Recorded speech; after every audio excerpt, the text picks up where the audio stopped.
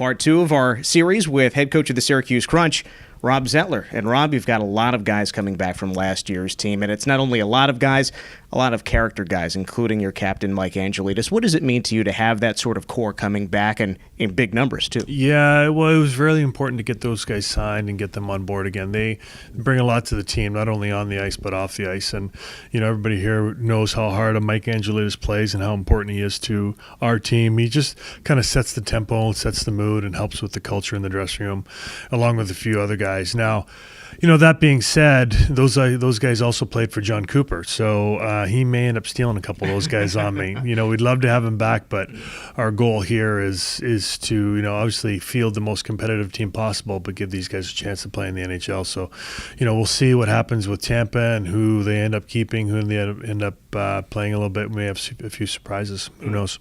And the sense that you get from the weeks leading up to the season, of course, training camp will begin in Tampa Bay with a lot of guys, and then the players that don't make the roster in Tampa will then head to St. John's with the Crunch training camp. You'll make some further cuts, and those players will then head down to ECHL Florida. But take us through that process. What is the plan? How many guys are you bringing to training camp, and how does that process evolve over the time that you're going to be in Tampa? Well, I think we've got quite a few guys coming to Tampa. I want to say there's 60-plus players to start training camp with on September 11th. But, I think you kind of have a feel for who's got a shot. But, I think at the same time, John up there wants to make sure he's fielding the most competitive team possible. And it's not going to be, if anybody knows John, it's not always the most talented players that get it. It's the guys with a lot of character that'll help him on the ice, that'll help him in the room, and that are going to be hard to play against. And that's what he likes up there, and that's what we like down here. So there may be a few surprises. Who knows? Training camp will tell us that.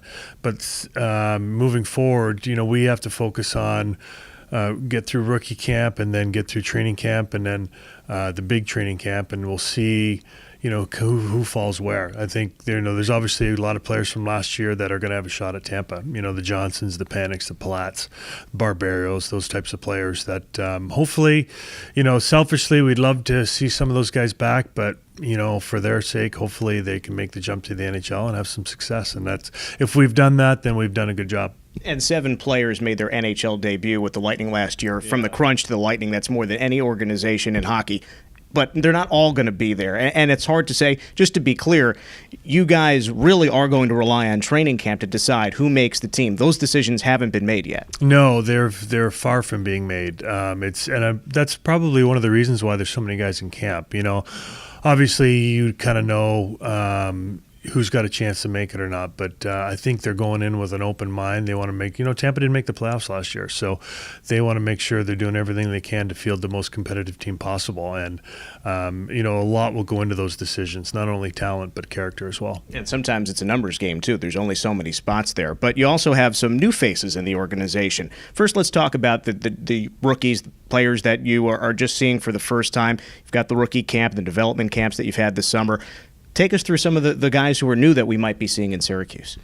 Well, we've got there's a couple guys, and again, who knows what's going to go on in Tampa, but a guy like Kucherov we may see, who had an unbelievable run in the Quebec League, put up a lot of points, really skilled player. Another skilled defenseman, Nestorov, who's got a big shot from the point. Got a few Russians coming in, Nestorov one of them, Sergeyev one of them. He played one game for us last year, so he'll get a shot. There's a couple other guys on the back end. We'll see what happens with, depending on the Terminas and the Barbarios and the Cotes, whether they're here or not. A guy like, Witkowski's going to be here. So we'll see. Again, I don't want to put any names out there that have a shot at Tampa that I say are going to be here or vice versa. So I want to keep the playing field wide open.